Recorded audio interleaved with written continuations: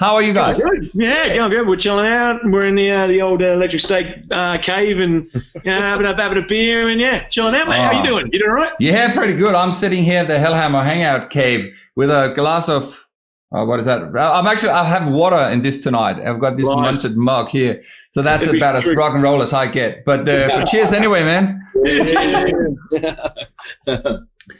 So let's start out on Lesson. That music video is sort of pretty hectic, man. It feels really angry.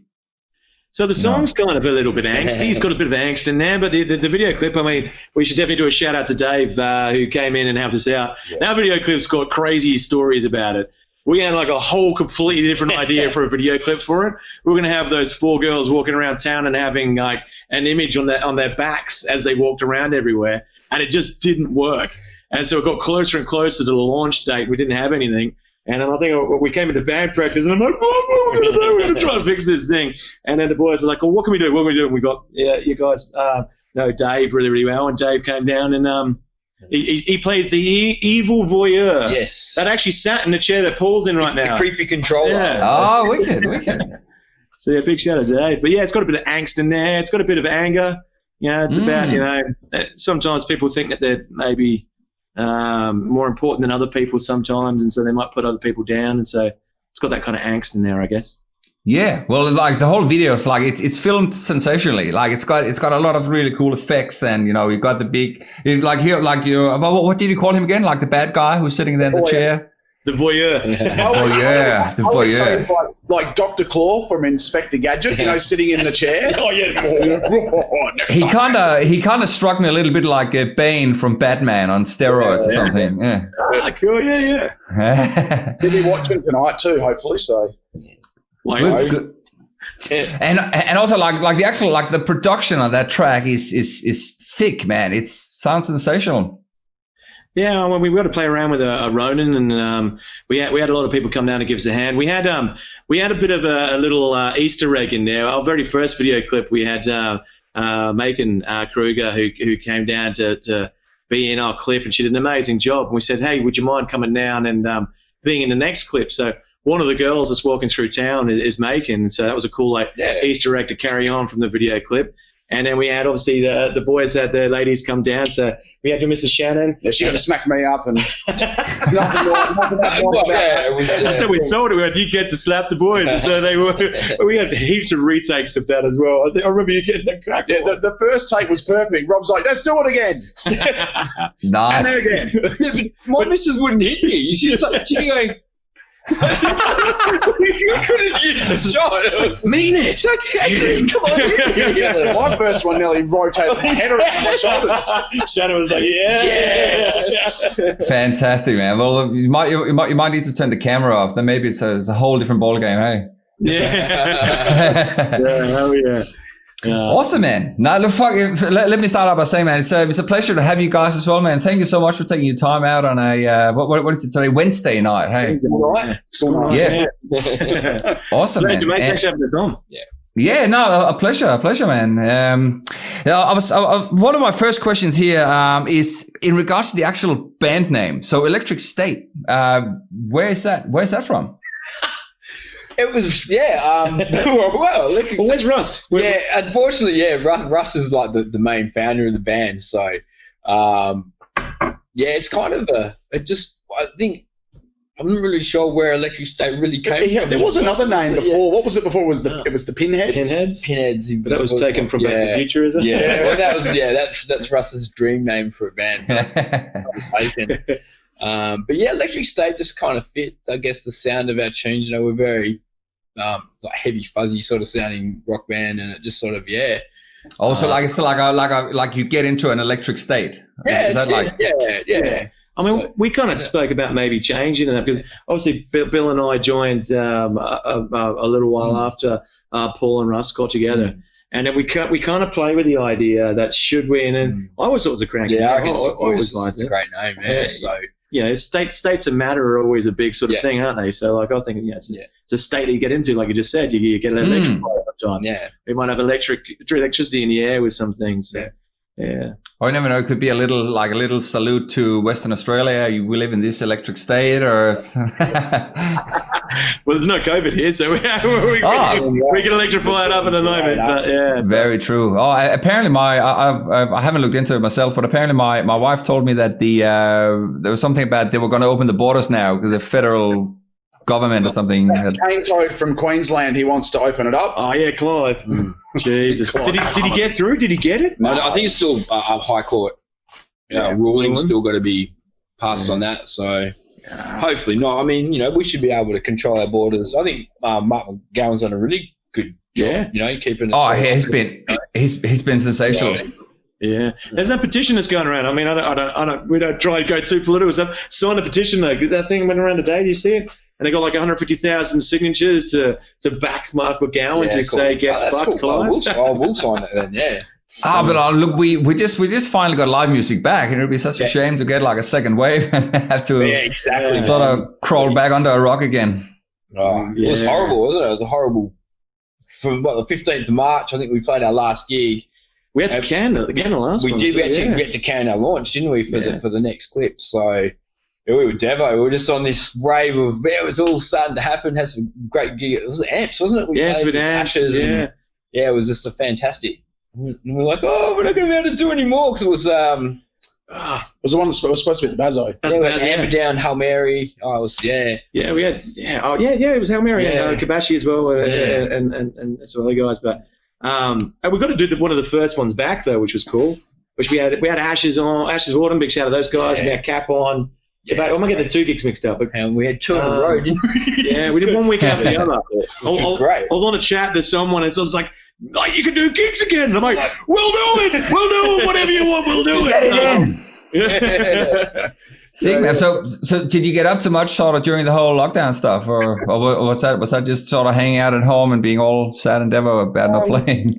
we kind of did a little thing. We did this thing called Electric Noise. So just try to put video clips back out there and have little interviews with the band and stuff. And so we kind of set up what we kind of got here a little bit, just with the couch and a few other things and a couple of lights and stuff, and just sort of just talked about a few different things. And so we only did like 4 little sort of clips, I guess, of that. Now we were planning on doing a few more. So each time we have something that's digital that we can get out there, we can use it as a bit of a platform to say, well, hey, look, on our YouTube channel, here's a clip that we put together as Electric Noise. So and get some other bands on as well, and highlight some other. Yeah, awesome idea. Yeah.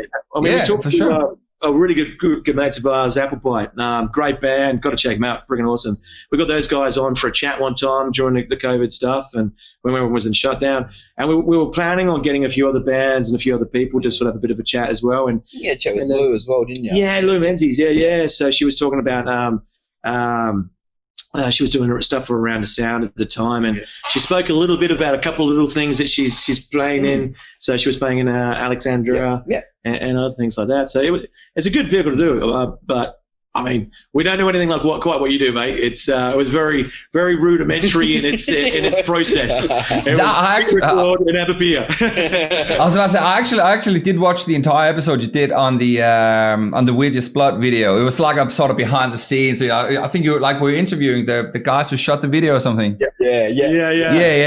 I watched that one the other day. Oh, yeah, it's good, man. Yeah, very and great production. Like you got the whole background lights and everything. Like the whole setting looks spectacular. So you definitely keep that going.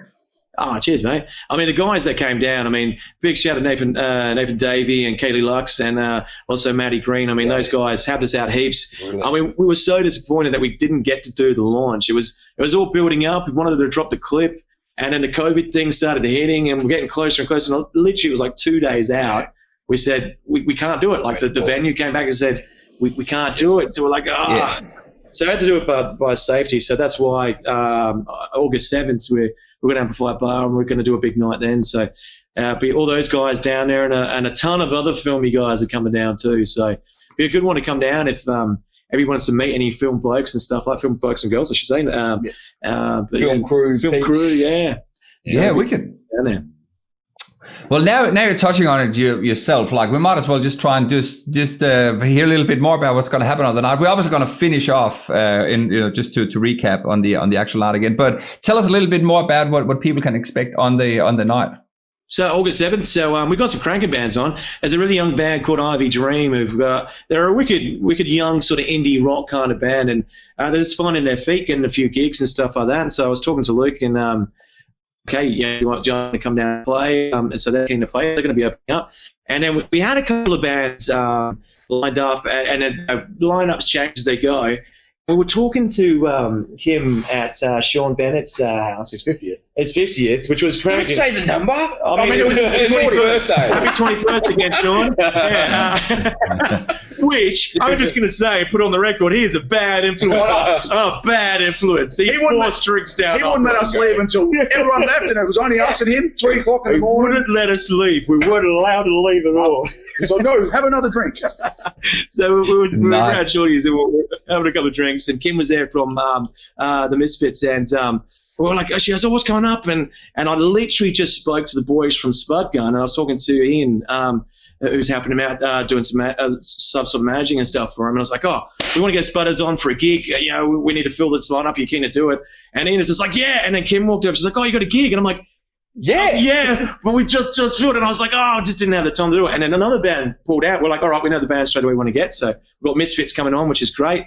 And then we've also got Amber Down coming down. So Daniel, we've been chatting to Daniel for months about getting a gig. To do a gig with Amber Down. So. I'm just a fanboy of Amber. They're wicked. There's a hole in the floor. Yeah. So we got Amber Down boys coming down, and then us, and then we get to have a few pints, and we're getting the Spudders to end the show off and go nuts and go funnels, and then we can get drunk with the film crew. And so you get them to you get Spud Gun to finish the night. Yeah, awesome. We gotta do that. That's dangerous, man. Yeah, we have this thing where we don't really like closing. So whenever it's our gig, which tends to be a lot of the time, we always make ourselves play second last or in the middle somewhere. You want to have a bit of fun with everybody. Yeah. So I don't know. When was the last time we did do that? I feel like the headline playing last thing. It's out the window. It's out the window. It's complete. It's so pre-COVID, isn't it? Yeah. We're changed a lot. You know, it's funny. A couple of other bands that we've played with, they've given us a gig. They're like, we're taking your approach. You can close. We're headlining. We're second last. We got to party when they close. So that's all good. But it's gonna be great. All those bands. So Yeah, I'm stoked. I'll be there as well. I can't wait to see you guys, Spud Gun and Amber Down, of course. I've got them on tomorrow. Tomorrow. But yeah, like they're an amazing band as well, man. They're really, really talented.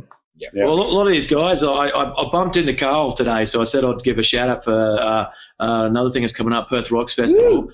And that's a massive date in the calendar for anybody in the rock metal sort of world in Perth. And so Amber Down's on it, Spud Gun's on it, and so Cap's just been announced on it too. They have, the Panda Boys. Love the boys. So crank. Shout out to Adam. Crank. Adam, what's he doing? He was moving around a bit on his. The most smiling drummer in Perth. Now it's wicked. Now that'll be an epic night. We'll definitely try and get some of the bands either back on or get them on, sort of leading up to the show as well. Yeah. That'll be wicked, man. So how did you guys start? How did the whole electric? I think you mentioned before that because again, imagine I don't know anything about you guys, so I'm here to sort of extract the information so I can get up to speed to sort of where Electric Shade is at. So tell me a little bit about how you guys met and how the band came together. Well, it's kind of, I guess, we pretty much having a vocalist for a while, and just sort of fell apart. It was just me and Russ. We're actually working on a side project, doing a bit of Tool stuff with another guy, Morsey. He's a fantastic drummer as well. And we'd seen Rob play in another band at a comp, Mothman, just voice, I paid him to say that. And then with them and Open Mic and Motors. And again, I'm like, man, this dude. And both Russ and I were like really just blown away by Rob's voice. Just sheer. I'm still. It's true. We've been looking for a vocalist. That was the honest truth, man. You know, the style of music we sort of play, it's a full voice, and yeah, man, Rob just sort of like dropped from the heavens for us. That's why we look at it. Russ and I turned it. We found our vocal unicorn. We were just stoked, man. Blood smoke it, brother. He's going red. It's true, and it was just one of those things that was meant to be. And so give him a cuddle. And that's sort of how it happened. And then we sort of rehearsals, and then our original drummer he was having issues with his arms, and I worked with Bill. So I pretty much was talking. Oh, we've got no drummer, and I looked at Bill and went, mate, what are you doing tonight? And that's pretty much it, man. That was history from there. We haven't beginning of 2017, about May. No, because it was 2019 when we started getting out and stuff. So that'd be 2000. Oh no, because I was in Mothman at the time. So very confusing. I remember being the other side of the room and watching Electric State play with the lineup that they had at the time. And the girl I was seeing at the time, I remember she saw me and she goes, "Oh, these guys have got some sick riffs. This is riffs." And I'm like, "Yeah." And I remember standing there and going, "Yeah, they're really, really good. Like the song structure sounded really good. The riffs sounded really, really good, and it sounded like really well designed. I reckon, as in like bottom end guitar, and just there was these layers of guitar. And that's so, man. It's all that music is written off Russ's riff. Just pulls out these magic riffs all the time, man. He's that riff lord. He's a unicorn too. Riff master and human metronome. Nice. So I remember, it was weird to sort of have that. And then when I saw Russ's post, Russ contacted us, or there was a post or something, and I was like, send us a couple of tracks, because I remember it was a wicked gig. And then that's when I'll call you guys. And then I think it was about 2 weeks later. I joined after Rob. Yeah, it was 2 weeks. Yeah, it was a couple of weeks. Yeah. So awesome. Yeah. Awesome. And so that means the current lineup. So you guys have been playing together. Was it like late 2018 or something?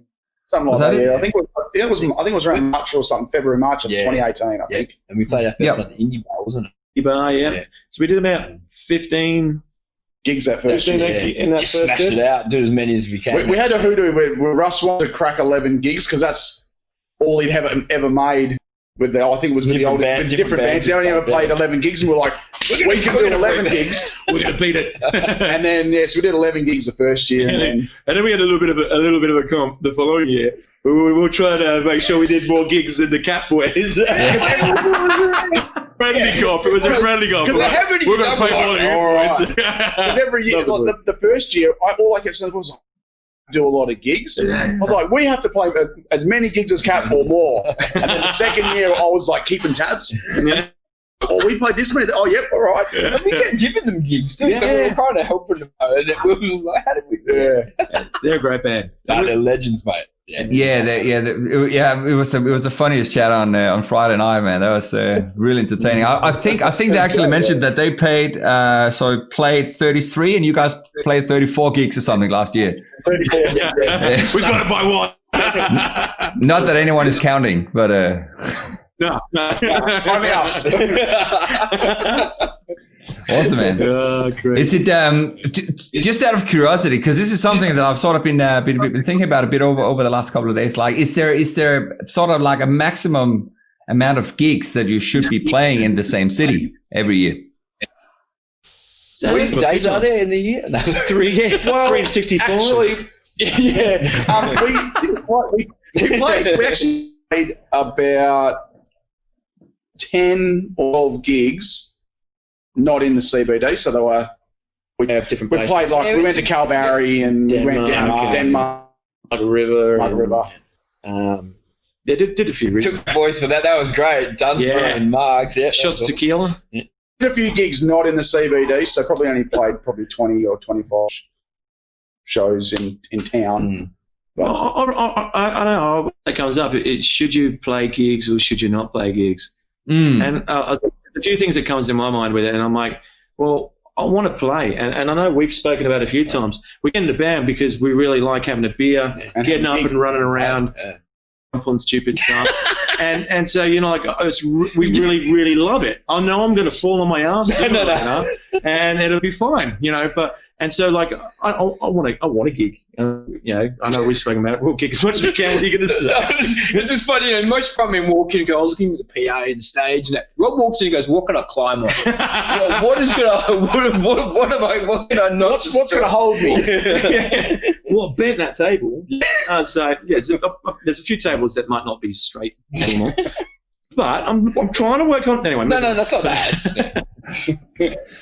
So is there something sort of in the works in regards to playing maybe like over east, or are you guys thinking about going overseas, or is there anything in the plans for the future there?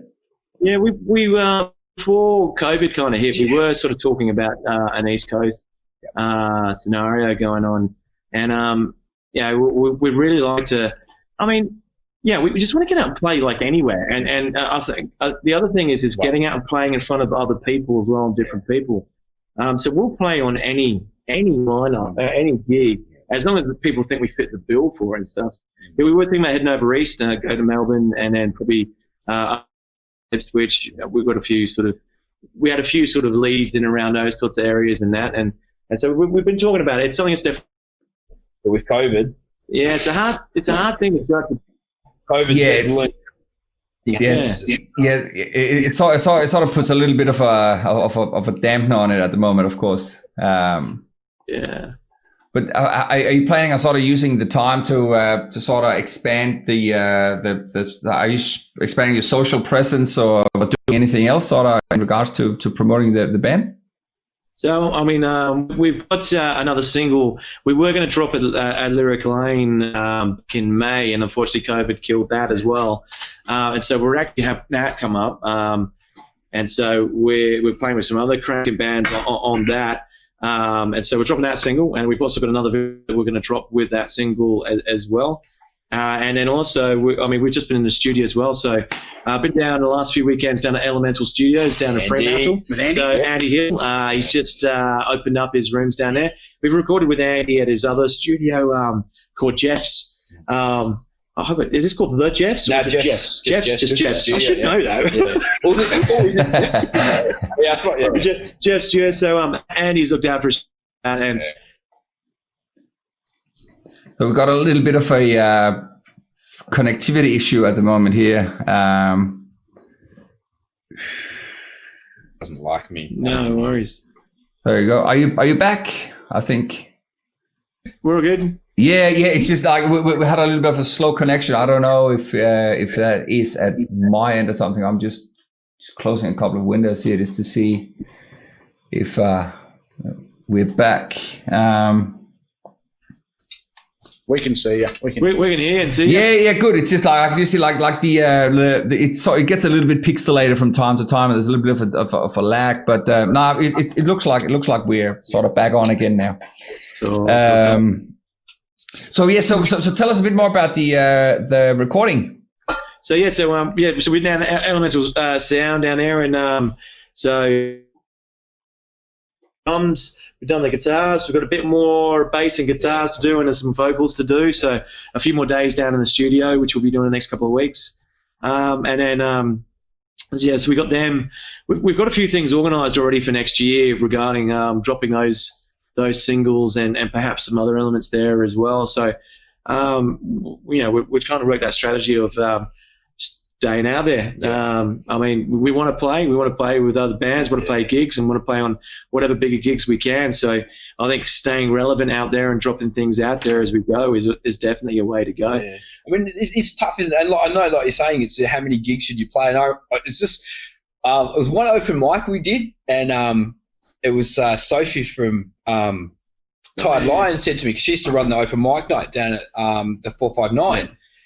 And she sort of said, if I can give you one piece of advice, just keep playing gigs, and when you think you've played not enough gigs, go play another 10 and just keep playing and keep plugging and plugging and plugging. And, like I think that I know that just sort of stuck with me, Perth's such a small bird, man. So, but it is, yeah. It comes in and out of Perth. So being small, word does spread. So if somebody just happens to see you somewhere, there's, again, that helps us to sort of spread it as well. So, but again, we just love playing. So that earworm's always like, we just want to play. So I always think too that, like the to play gigs or not play gigs, I think if you're a really big, like a more established band and you've got a really good following, I think you could probably play less shows because, you're always going to pull a crowd. Whereas us sort of bands that are, we're on the... We're minnows. We're minnows, So we just think, well... We're not the prettiest folk here. I'm not pretty because you guys give me the shit there. I got given a shit there where I have to try and grow... I can't grow up here. Man. This is the only hair I've got is on my head. Here I can't... It's actually looking pretty good, though. Nah, it's shit. It's pretty shit. And I was about to say, and yet you sit next to this guy, huh? Yeah. But there's none here, you see. It's a good trade-off, isn't it? It's right, Yeah. Can't have it all. You sort of cancel each other out in the hair department. I'm trying to get long enough so I can just pull it and tie it and knot over the top. Please don't. So in regards to the recording, this is again something I think is quite interesting to get people's opinion on. When you do record something at the moment, should you release it as a single, as an EP, or as a full length? What's sort of your take on that? Yeah. I was going to say we've been talking about that because we've technically dropped sort of 4 tracks now of singles, and we've had a bit of success there. I mean, played around Australia and in different countries around the world, which has been good. It's been picked up in a couple of different places. And then so we've had success doing that single thing, but we were talking literally last night at band practice. We're like, it's a really cool thing, and I think for all of us, it would be great to have that album and have that physical thing where we're like, hey, we did that. Yeah. No one can ever take that away from us. It doesn't matter what happens when we put it out there. We did it. We made an album, and so I think that is on the cards. That we want to perhaps go down that track, but I think. For the next few, we're still going to do that drop of a single every now and again because we're still trying to promote the name out there and let people know what our brand is and, make sure that we're constant there to say, hey, look, we're really loving what we're doing. We're hoping that you guys love it too. Here's another one. And so we can just... You don't want to just blow your wad all in 2 seconds with an album. Just chuck it out there and that's it. It's gone, Like, you've lost the whole lot. But something else. I was about to say, but at the same time, it's such a fine balance, isn't it? Because then if you have someone, like myself, who got introduced to you guys a couple of weeks ago, and I go in and check it out, and there's like 3 really, really cool videos, and then there's like I want more, and there's nothing else. Like come on, 4 tracks. That's it. Like, yeah. So, but it's a fine balance. Yeah. We had this really weird thing. Like we didn't really know what to do when the COVID thing hit. We had this other track all ready to go. It was literally everything sorted for it. We don't have to do anything for it, and it sat there. And we're like, do we just drop it during COVID, or is that letting something go? Which we can't do a launch. We can't thank the people that have been on it. We can't introduce it to anybody who wants to come down who likes our music. And so we're like, all right, well, hang on. We'll just see what happens. And luckily, WA's opened up. And then we're able to drop it and launch it. But, it was really weird to hang on to the track for a while. And I think with an album, that would be one of the hardest things. You'd record all these tracks, and you've got to kind of hold on to all of those tracks until the date when you drop it. And so when you drop it, the time you drop it, and how you market, how you drop that, at what point in the year is that going to help you get on other things, other festivals. And so there definitely needs to be a strong strategy. And I guess... it's something that we will try to work out at the moment. Yeah, I suppose too, we were kind of waiting for Andy to finish the studio because it's just being built. It's only been 6 months that it's been sort of it's not his new studio. Yeah, his new the Elemental, and that's Element Sound, isn't it? Yeah. So and that's sort of, I guess the COVID thing did kind of push us to go. Well, let's do an album. Let's do the mass recording. So we had the songs there. We just So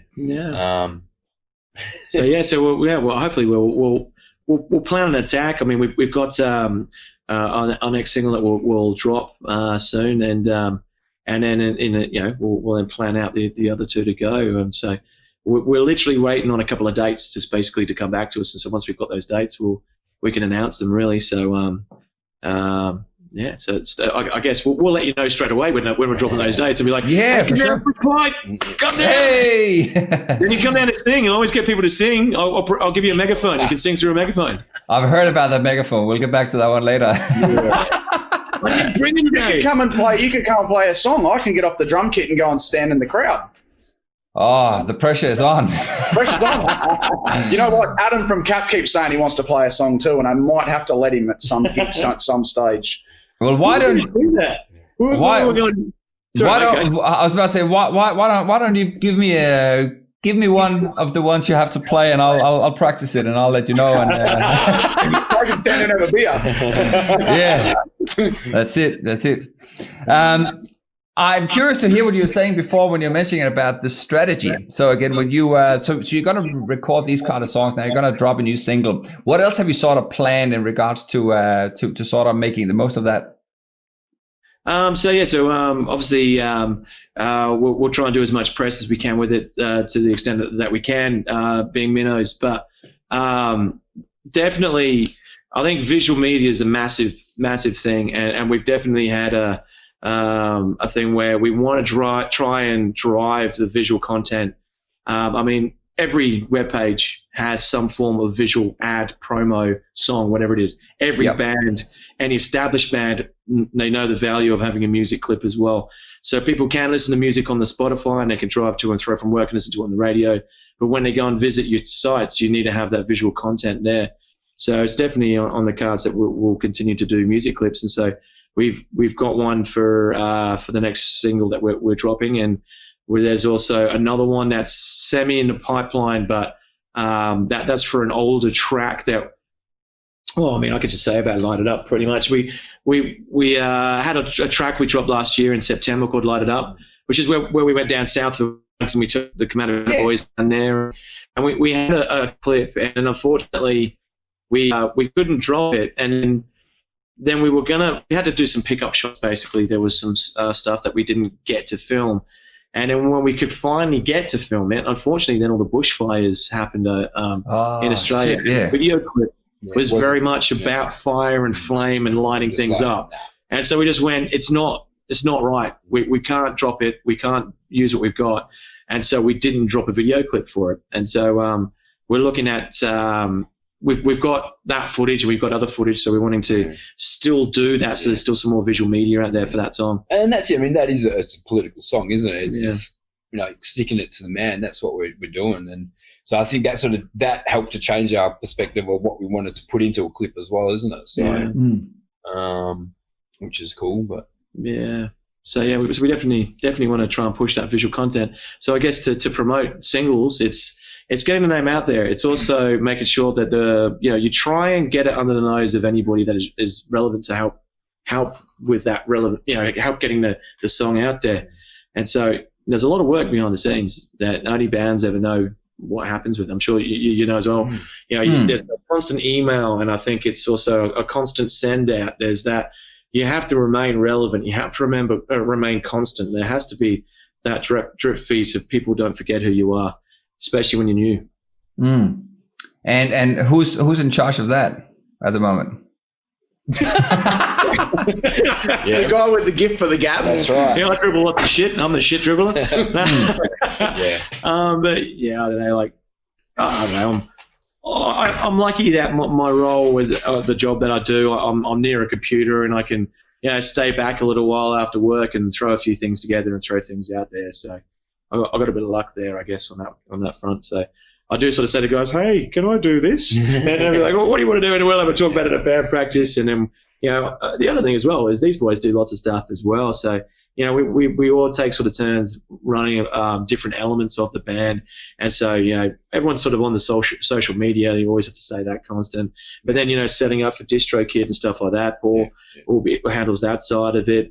And so, there's always that constant thing. So when we do gigs out East Way, Bill's in there organising the gigs that we do out that way. And so, there's stuff for all of us that we do. You'll sort of take care of certain elements of the social media. I mean, Russ normally does most of the Instagram stuff because I'm not really that switched onto it. I'm shit at it. I don't get it. I don't get it that much, so we just let Russ deal with it. He's good at it.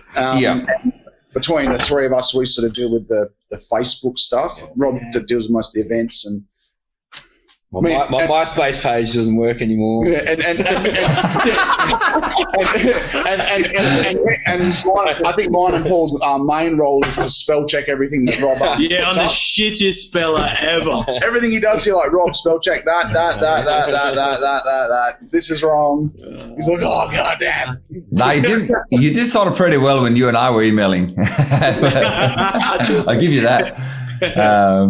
So I'm curious just to hear about another question that just popped up while you were talking there. Would a label, is that something that you reckon is relevant for a band these days? By the time you recorded something, do you reckon a label would be worth sort of pursuing? Or is that a thing of the past? Is that all pre-COVID? If they pursued us, yes, depending on who it is. I don't know. Like we've got our own sort of, big Robbo here. He organises most of our shows for us. So, I don't know. I don't really know what more can apart from.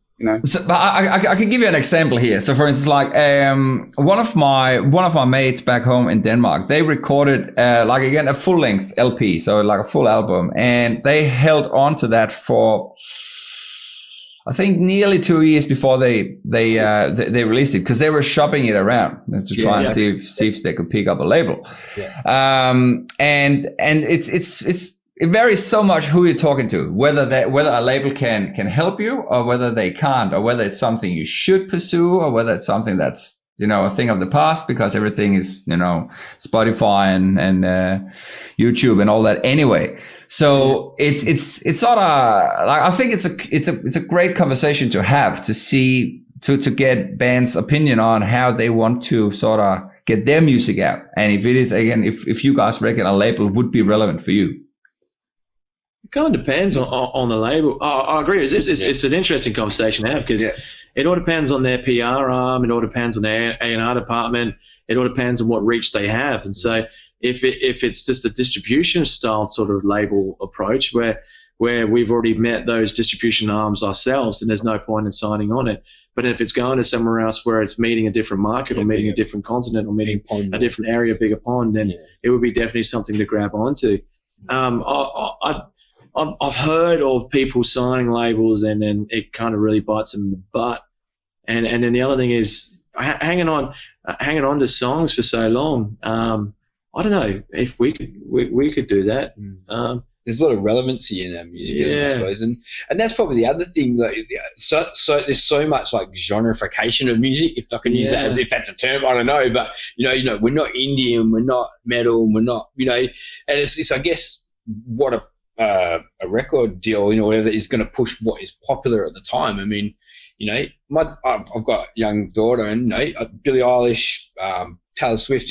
These guys are using two notes in their music, so the notoriety of popular, it's not, but it's like it still gets it still earworms you, whereas probably what we're doing, it doesn't. The niche, it's like it's a hard one to sort of not capture, but I guess to really push. Maybe that we're hoping the swing's coming back around, man. That's we were talking about this the other night. So we're obviously the Perth Rocks Fest we've mentioned before, which is going to be killer.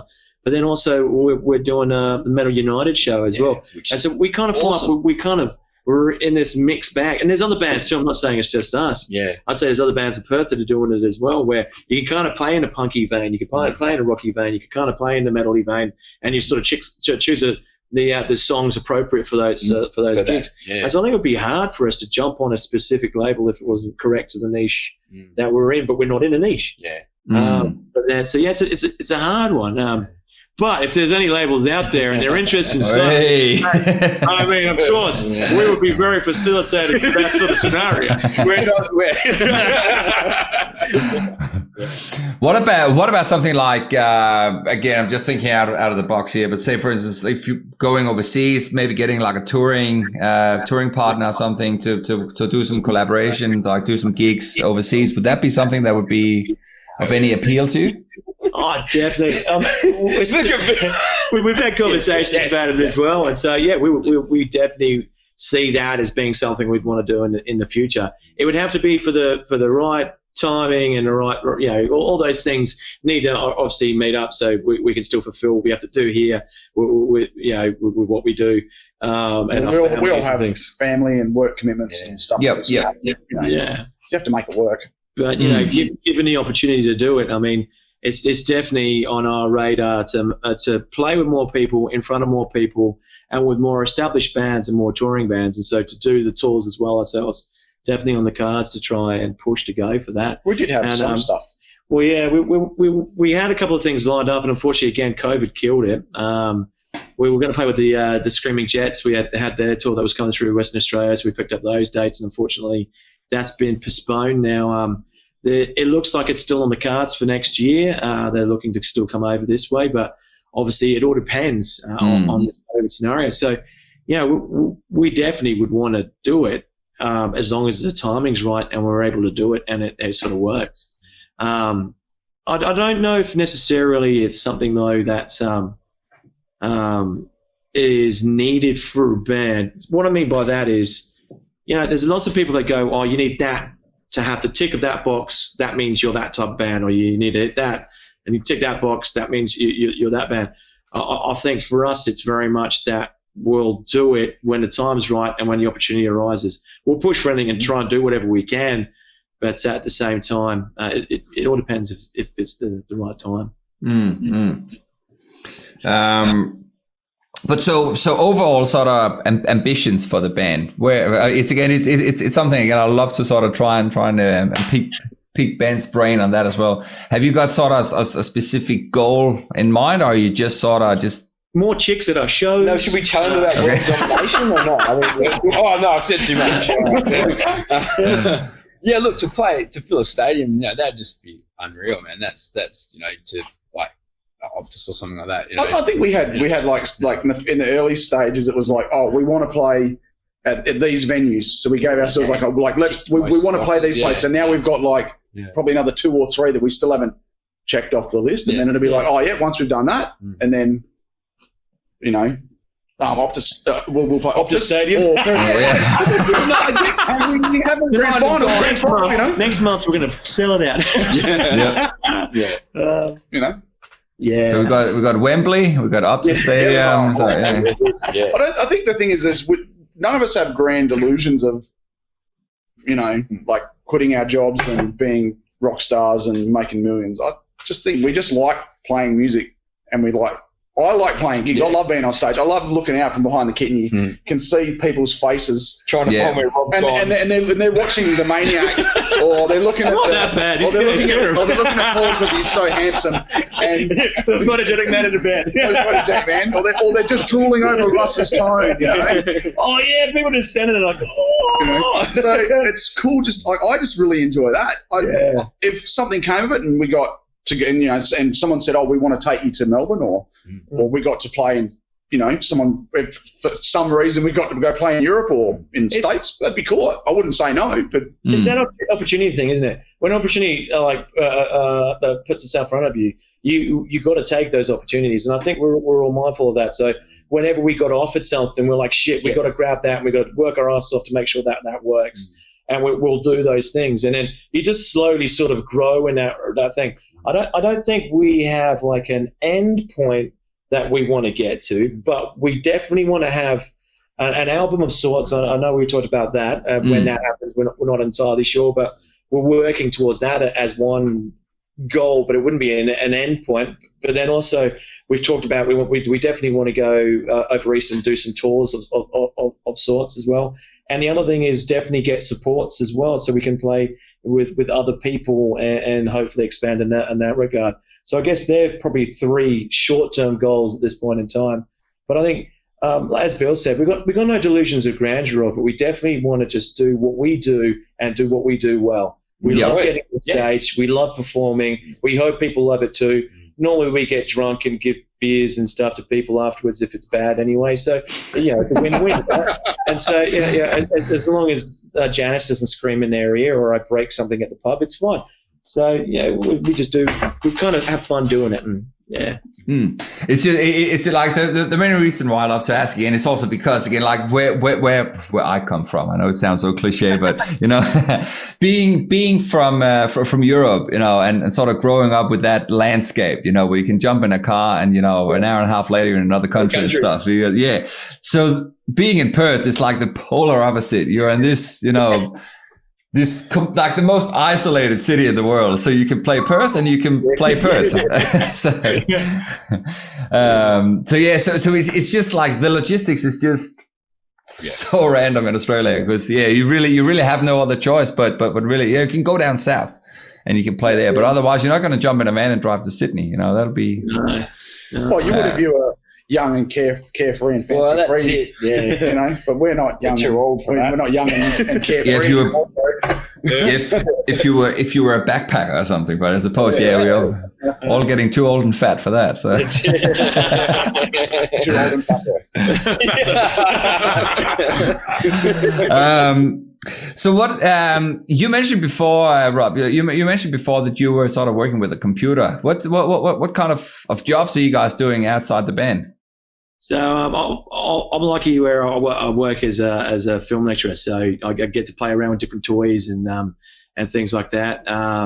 So normally I have the computer there to do a little bit of editing or other things like that. So lucky enough to be able to do that. So that helps us out a little bit from time to time. You guys work together, so we both work at Toyota and pre-delivery, so it's all Spanner Monkeys. That's it, new vehicles. Cool. And Russ got his own business. Should we shout out Russ's? I don't even know Russ's name of his business. Is it Russ's? No, it's Rusty's Plumbing. Rusty's, yeah, sweet. Oh, so, there we go. The hardest working of all of us, man, because he's got his own business. So. And he works at his missus' business as well. What's the name of his business shop? Yeah. We're going to do a shout out to that, Maylance. Oh, God. What's the name of the shop? I'll find it. Yeah, man. Do some shout outs. Free advertising. But yeah, so they've only just opened up a year or so back. So if he's not unclogging toilets, he's working at the shop. Nice. I'm just going to put on here your Facebook page because I can see there's a lot of. Like you guys are so active. There's so many photos on Facebook, which again is super wicked. Oh, there's a Ferrari as well. Is that the? That's my car. I was about to say, is that the bandwagon?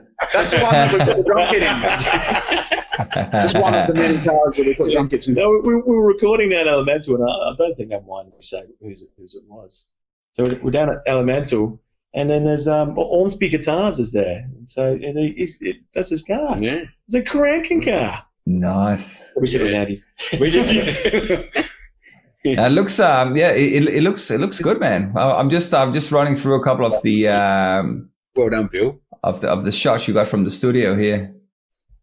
So there's lots of people that sort of help sort of build that system in there. I mean, Andy Hill's a good mate of mine, and obviously a good mate of the band's now. We've recorded with him so much, and you know he gets new toys in, and he goes, "Oh, got this new stuff. You know, what are you guys doing?" Or and I'll be talking to him. We'll go catch up for a coffee or food or whatever, and then he's talking about this new studio he's been building for the last 6 months, and there's a few of the guys in there that done it. And he was talking about it, and then it's not until you actually go there and check it out. Awesome. It's amazing. It doesn't look like a new place. It's got that feel of like an old place where it's I don't know.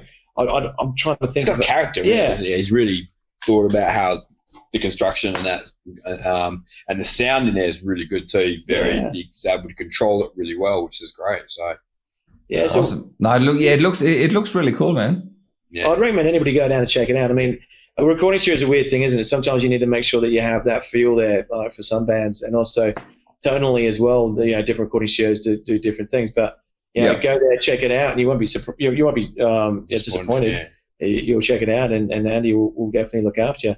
I mean, he's got his hands in lots of different pies. I mean, he's doing his own band now as well, which he's playing on the 14th of August, wasn't it? I think it was, yes. So big shout out to Andy Hill and Easy Gene. His band.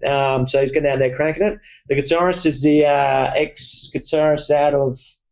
Oh, damn it. It was on the tip of my tongue. Sorry. It's not a band. I don't know. Oh man.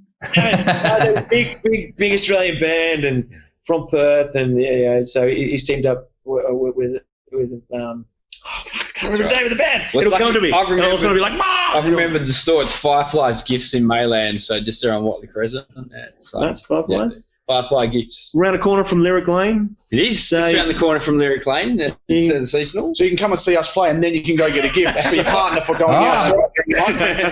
There you go. It's a good night out. It is. So, have you guys got some really cool stories from any gigs? Anything? What are you guys laughing? What you got? I think that was a trick question. So. Trick question. Well, we got lots of funny stories about Rob breaking stuff at gigs. Well, that bent stuff. Bent, not bro. But I was going to say when we were down in Denmark, the young kids that came in, and we're playing at the hotel down there. Hilarious. And then these young kids coming up and take a smoke machine to a couple of gigs just to mess around and get different lights, do different things and stuff. Yeah, got to smoke it out. It helps with gig stuff. Yeah. And so these young kids come in and they're going, "Oh, what's in your smoke?" And I'm like, "Oh, it's the best. It's the best bud. Juice, man. The best bud you'll ever get." And I'm like, "Really?" And next minute, this young kid goes down, shoves his head in the smoke machine and goes, "Bro, what are you doing?" In a smoke machine. And then and they were standing on the button. Oh, yeah. And he was going in his face, and he was blowing his mate's face. We literally smoked out the whole entire pub. We went up to the bar, people going up, and the people couldn't see what they wanted to pour the pint. So I remember we finished, and we were up there, and the guys were opening up doors to try and get the smoke out because it just completely smoked out everything. So that was a bit. Oh, and it usually stinks from memory, it's got that sort of weird sweet smell. Yeah. Nice. We're renowned for smoking out venues, although I think the one time, one of the amplifier gigs, we actually blew the power, and it was we were just mid-set, and it's all the and we were just like, oh shit! Right. And Bill was still drumming, and all you could see was the green exit lights. How the hell did you do that? I think it might have been Rob's strobe. Yeah. So I got a couple of strobes and stuff, and so we're cracking on in the last song. This is an big crescendo kind of thing, and so I kind of plugged it in and then cranked the speed of the strobes to make it go nuts, and so it was like, and then it just all went, and then the PA guy comes up. He doesn't work there anymore, so I think it's okay. He's like, "What have you done? What have you done?" He was like, "I'm like, whoa, sorry, man, I was just trying to make a show." So then he had to flick the power, and there's nothing wrong with the building. The building was all good. So it was the main board, just downstairs. The amps had to go down the suicide stairs to switch it all back on. It was like, oh man, what have we done? So it was fine. It was just like the like the main. Circuit breaker. Yeah. Fuck. Yeah. But it was awesome. It was like, So sometimes might get. We did that at the Mirror the other week too. Yeah, we blew the power at the Mirror the other week too. What is that with us? We played electric state.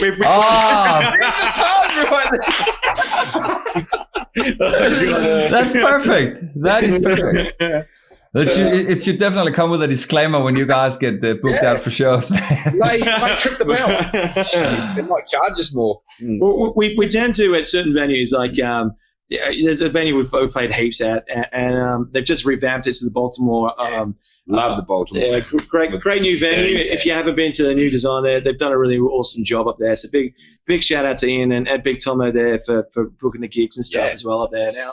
And so normally when we go up there, because we've played there quite a few times, Ian, the owner, is like, all right, what are you going to do this time? What are you going to do? And he gives us free reign, right? Total free reign. So I can run anywhere in the whole venue. On the bar, along the bar, or on pool tables. He'll even set up stools between pool tables so I can walk across the tools to get to another pool table. And then also, so when we played one of the first gigs back from COVID, it was one when we had Ashes of Autumn there, because I remember there was Mel there and there was a few of the other cats, Maddie and that were there. And Ian goes, because we were only allowed 100 people in the room, and there was 100 people in the room. He was stoked that he could finally show off the new pad there. And he's like, "Oh, we'll have some shots." he first gave me 4 shot glasses, but then because he saw there was so many people there was then 20 shot glasses, and he put on stuff, there's sticky stuff everywhere. I'm trying to climb over the bar and kicking shit over and shooting it back. So yeah, we tend to run amok a bit at some venues, but responsibly. So, Of course. Yeah. Rock out responsibly. That's right. Said no one ever, but yeah. So have you got any favorite venues? Because it sounds to me like you've kind of sort of ticked all of them off, or you're working on it anyway. I'm sort of covering. Yeah. I still love the Bazo, man. I'm spewing it got closed down. They took the pay out afterwards, the COVID thing. That was, definitely. It's more local, so that made it. And Michaela was a fucking cranking sound lady. She was so good. Shout out to Michaela. Wicked chick. Legend. Basso. And obviously Baltimore's a great place to play. I think at Den, what Matty Haddon does down there is amazing. Fantastic. There was a time, I reckon, in Perth where there was venues that shut down and there was nowhere ready to play. Yeah. And then, the last sort of 5-6 years, there's been all these other little venues that are opening up, and it's giving somewhere for local bands to play. And so, as Bill said before, we play certain places and then we sort of think, all right, we play these, we want to play somewhere else as well as playing them. And so we're trying to just sort of get around to all the different ones. So Dan, if you want, Amplified Bar's wicked. Boston's pretty good as well, eh? Yeah. And Amplifier and Baltimore's pretty. Indie Bar. Yeah. Indie Bar's a nemesis though. Yeah. Oh, we've had some shockers, haven't we? Man, yeah. I almost fell off my drum seat at the Indie Bar. Oh, really? It was actually the first gig we played, and I bought a new seat, and it was one of them. It was just a cheap seat, and I was like, I'm just going to bring the new one, and the foot it inverted on itself. So I don't know what happened. I must have been done up tight enough, and I was sitting on it, and then all of a sudden I was like, "Oh, the seat's moving a little bit." And what happened was, the center rod of the seat, the center of it, that touched the floor, and then the legs went up, and I was holding the snare with my knees. And balancing on the seat, and I was like, and actually it was funny because one of the songs that we played were Just Blood. It never had a stop in the middle of the track, and it happened in the middle of that song. The seat gave. It didn't give. I didn't fall off, and I was like, and when we went to stop, I was like, keep going, and I was trying to fix my seat, and now that song we got actually has that. We have that as part of the song now. So Indie Bar was packed. Oh shit! So this while you were recording it, or what? No, we were playing live. This was the first gig we ever played, and then that song has now like Rob goes off and gets everyone to chant with him, but prior to that, when we were writing it, it never had that part in it. We were like, that worked. Let's do that all the time. So now I stop in the song, and it's just Russ on his own. Yeah, that is so crazy. So what happened to it? Was it just a cheapie or what? It came undone, and the wing nut came undone, and it just came up. And that seat's been retired to my electric kit at home. Didn't your roadie help us? Yeah. Your brother come up and helped you, didn't he? Yeah, I think so. Yeah. Shout out to Craig. Band manager. Band drinker. Yeah. Beer drinker, band manager, whatever you want to call him.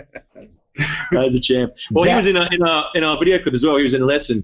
He was one of the guys right in the middle where it's like that angsty bit where it's like, I just want to get shit out. He's one of the guys cranking off. He gets mistaken for Bill a lot. Yeah, because we're identical twins. You are. Yeah. Oh. And he's got a beard and he's got a shaved head. He's bald. So we're identical. We look exactly the same. So and for a while, does make it a lot easier. And then he was like, fuck it. I'm going to grow my beard so when I come to gigs, I was like, free chance to get into gigs for free. So he'd be off, like we'd be playing and then we just finished and he's off at the side having a beer and someone's like, oh, mate, fucking sick show. And he's like, yeah, thank you. Does he play drums as well? No. He can play a little bit of guitar, but yeah, he's more of I think his niche is drinking beer. And he's a good welder. And he's best welder in Perth. He's pretty good. Fucking A. And he's a good. He does our chants for us every now and he gets the chants going. Well, he came up with one of our big ones. So I can't. What gig was it? Not on this guitar, is it? It was actually the first show that he chanted So it out. he started chanting out. We everyone sort of goes fuck yeah, at a gig or fuck yeah about something. And then he had a mate called Daryl or something. He goes, fuck yeah, Daryl! And then someone heard it, we're like, fuck yeah, Daryl? And then all of a sudden we're just like, yeah, we'll make that into a chant. So now at gigs we go, fuck yeah, Daryl! We just get, and he starts it off, and we get everybody in the pub going, fuck yeah, Daryl! Fuck yeah, Daryl! And then it was like, who's Daryl? Like we were playing this weird festival thing, Wicked Festival, Kitstock. Yeah. So, to raise money for leukemia and virus, yeah. And so, there's like 1,500 people at this thing. And then you hear in the background from Craig, fuck yeah, Daryl! And then there's all these people go, what? Who the fuck is yelling that? And all of a sudden then we get like all these random people that never seen us before starting to yell, fuck yeah, Daryl! Like all these young kids and stuff. That was magic. I look forward to that, man. I'll start that chant on the 7th band. Hashtag FYD. Well, a couple of guys have got it tattooed, haven't they? Well, yeah. So big shout out. So no way. Yeah. No, they can state tattoo, Jeff, but they've got an FYD. But that's Caleb, funny, man. Caleb and Brandon as well. So, Craig, we get a little bit of a posse that comes on to our gigs and stuff, and they're all legends, and they all give us a hand in different regards, or they just come along and sing piss as well. We want to have a good time with stuff. And so Brandon has done our sound a few times. Yeah. He's a great sound guy. He used to do the Baltimore stuff when it used to be called the 60/30, and he's moved on to do some other things at the moment. And Caleb's done some photos for us as well. One of the single covers. Yeah. So Light It Up single cover was Caleb Jacques' photos. And so he does some great photos. Yeah. But then the other thing is like we're kind of mates with them all as well. So we get them to come on gigs. So at the Gidstock one, we got Brandon tickets and stuff to come along, and he just come down and sort of to party it out and stuff like that. And same with Caleb. We try and look out for Caleb as well. Gave more shirts at one, didn't we, as well? Yeah, we threw a few shirts out. And those boys have now got fuck yeah, Daryl tattoos. So it's just like hashtag so funny, FYD. Yeah. Hashtag trying to make it a hashtag. Yeah. That is so funny, man. Do any other bands in Perth have their tattooed off of a chair? No, come on, man. I think they want to make it a TikTok meme, don't they? I don't know. Yeah. What about sort of tattoos in general? Is that something like? Have you got any Electric State fans tattoos out there or something? No. If anyone wants to get one and share it on our social media, that's it. The challenge is on. That's it. Challenge is on. But the FYD story, that's so funny, man. That is so good. It's very, very internal joke, hey? We might see if we can find the photo somewhere and we'll share it. There's a photo somewhere. Yeah. Craigie, mate, he's the man. He's a champ. The inventor, the creator. Craigie, the creator. Yeah, I think we've got a lot of on the comment section at the moment. There's a lot of fuck yeah Daryls at the moment.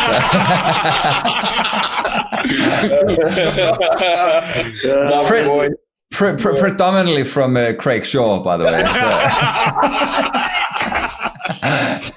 Yeah, boy.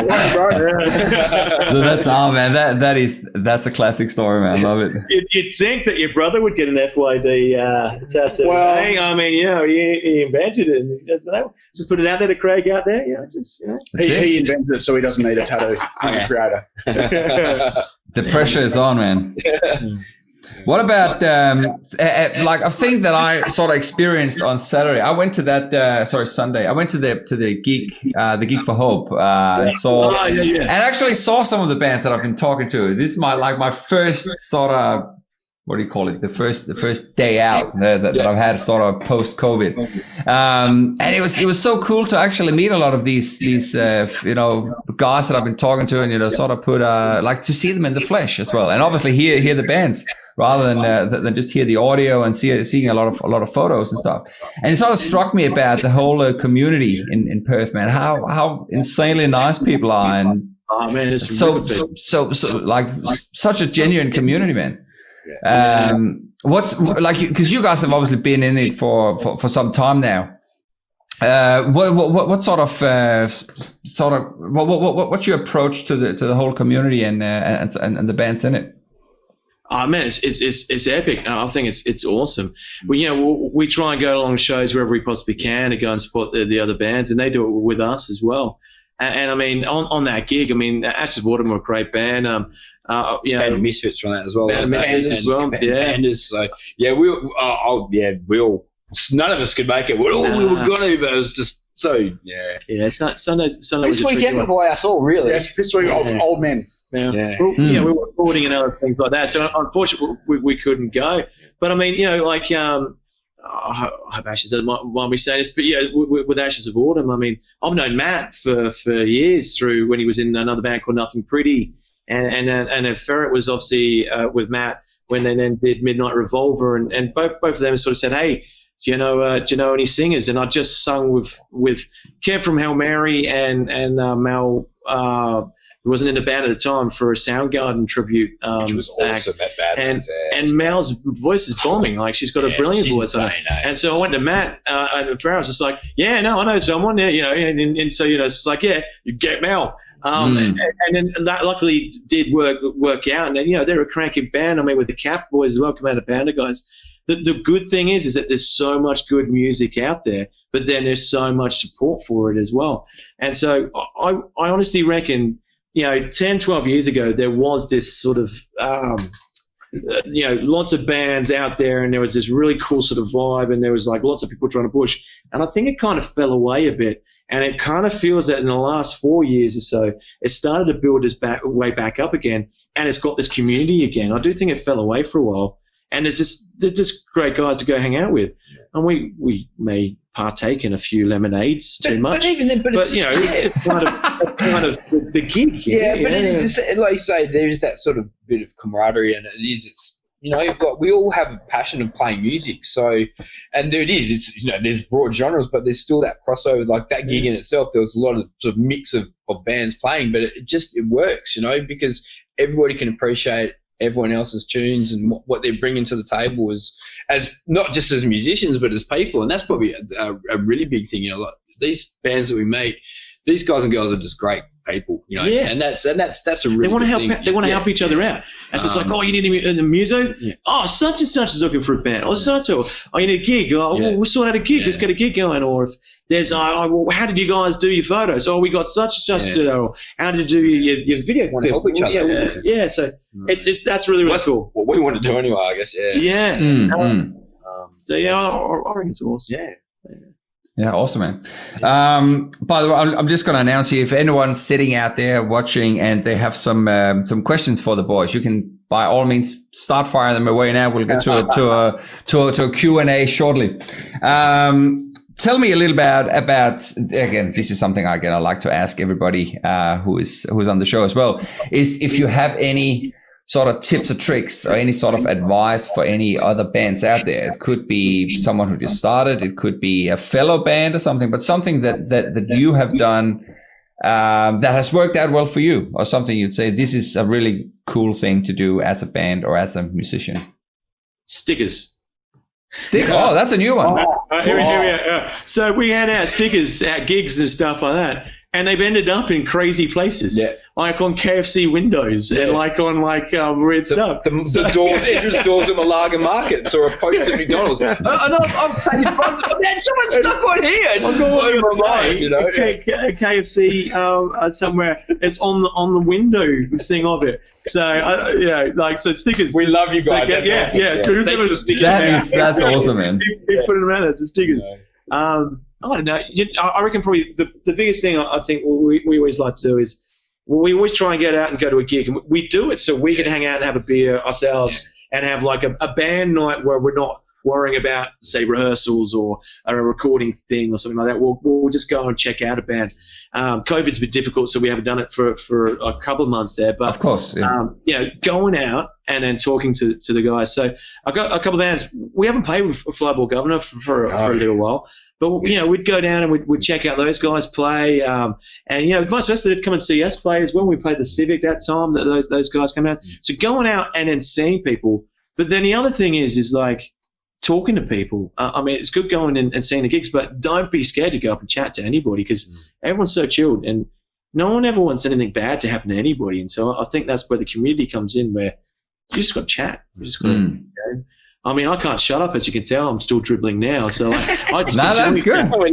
Maybe I'll piss people off. We're just we're just special comments from the back. And I'm sorry. I just realised I'm just like dribbling. The dribble. One thing that I think too is like when you organise gigs to make the community better, is you always try and give a fresh band a shot.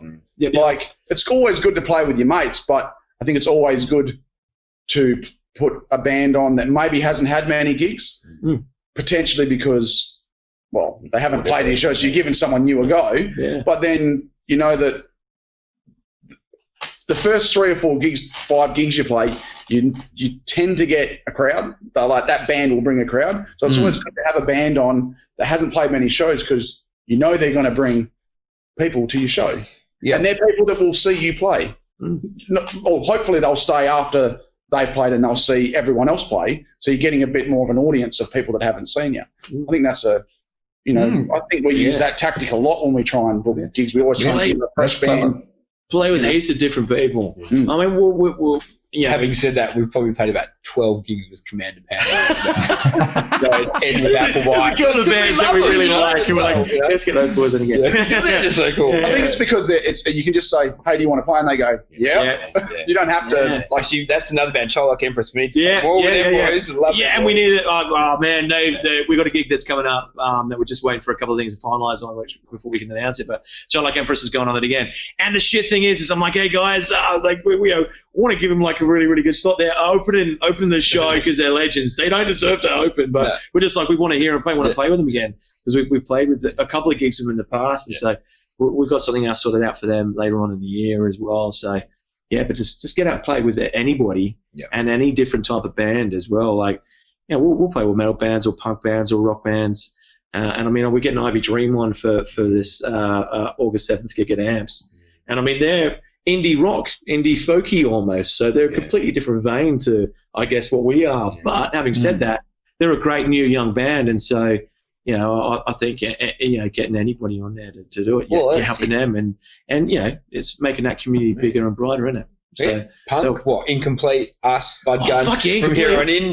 That's the punk rock mix. That was a great gig. That was and that's especially because that was at Grumpy's, which is now another venue that's gone, which is unfortunate, but and that was fantastic. Oh man, they crank. Incomplete are fantastic. Well, I've used to be from here on in, love them boys, and I don't know what's happening. What's happening? They've got a really good song that we changed the lyrics for them, and they hate it. What's it again? He's got no penis. He's got something no like that. What's the actual lyric? They won't defeat us. They won't defeat us. And every time they hear it, Brent's looking at us going, "You fuckers, don't do it." And we all come right up to him and go, "He's not defeat us." We're terrible, hey? We're just sorry, Brent. We love you. If you're watching Legend. And Glenn Jellick, Glenn, the voice of an angel. If they got Glenn to sing more in there, he sung one. He came up and sung on one of our gigs. He came up. Lucy's. At Lucy's. Yeah, he took the mic off Rob and came up on stage and went off. I was like, oh my god! An angel has appeared on stage. Rob, you're out of the bed. I was sacked that night. I'm sure it'd be all right if you got to hang out in the bar instead. That was fine. It was good. I sat down at the table for a minute and had a drink and I filmed it. So Glenn's a champ. The band's wicked. So fantastic. Is there anything else you can think of for something that might be useful knowledge? I must admit, I've written this one down about the stickers. That's a new one, by the way. I've never heard anyone say that, but that's a friggin' awesome advice, man. Well, merch is, you got to try and do merch, but merch is cool. I think be good. Try and be better with your social media. Like you got to have a bit of a social media presence. I think if you don't have much, because people they can't see your gig, or they don't. People will only see you if they see your social media presence, and if other people are sharing your social media stuff. So if you can get a good social media presence, I mean that's pretty just common knowledge. But if you've got a good social media presence, well then, as a band, it's and support people as well. So like don't be afraid to share other bands' music. Sometimes there's that that weird sort of energy. Oh, they've got more likes than us. Yeah, that's awesome, man. But don't be afraid to like stuff and share stuff. So if you're a new band, it's not a competition. It's you help and support each other because the community will build everybody in it. There'll be people that'll get certain things or certain whatever. But at the end of the day, if we don't all look after each other and help build a community, there is no community. And so, don't be afraid to share things, and don't be afraid to go along and support stuff. Like, even if shit's going down and you feel like, in the band that I was in previously, there was a bit of a bad time. So, it doesn't matter if that band's going a bit shit. You go out there and you support the other bands anyway, and it actually makes you feel better, and you get ideas for maybe whatever's pulling you down at that point. That's when I seen you at that gig. That was the Hail Mary Amberdown gig at the Bazaar. We're in between bands. Maybe that's where the seed came. Yeah, cool. So go and support your local bands, especially now. I mean, there's no international acts that are going to probably come to Perth now for a long time. Yeah. No, why not go out and check out some local bands and come have a pint with the local bands? We might be there. We'll have a pint with you. If anybody's there and they don't know who we are, hi, I'm Rob. This is Bill. This is Paul. We'll have a pint with you. Sure. And we're going to listen to some tunes and crank out to some awesome local talent, because there's so much of it out there. The talent has really, really blown me away, man. Like, because the amount of new music I've been exposed to since I started this a couple of months ago is off the scale, man. It's crazy. And I was like, I've spoken to so many Perth bands, and I can't believe they're right here, at my doorstep. It's fantastic. Music too. Metal or like mathcore or like some shredder or like old man music like us. Shout out to you, Nick Roberts, for the label of that one. Whatever your taste in music is, it's out there to go do it, and go see it. So get out and crack and support. Fantastic. Just before we go over to a Q&A, can you guys just, speaking of social media, can you just tell people where they should go if they should follow Electric State? What's the main place to go? So the main is our Facebook page, which is just Electric State Band. And we also have our Instagram as well, which is also, I think it's Electric State Band as well. We've got... It's because there's a book written by some dude called The Electric State, so we couldn't just have Electric State because it would always bring up these other things, so we had to... Or if you're, there's stuff on Spotify. Spotify and YouTube channels. And obviously Apple Music and Google, blah, blah, blah. It's all over. We're all over everything. So, if you hop on Facebook first, it'll lead you to everywhere else. We pretty much got a handle on all the other areas, and it's kind of we share everything through Facebook, and then it goes to those other handles. We did toy with the idea of a website, but it was kind of a bit too overwhelming for us. Yeah. Why's that? It's another thing to run and Your Facebook kind of does it now, don't you reckon? So, if you... It's limiting, but... now we might open up a whole new conversation here.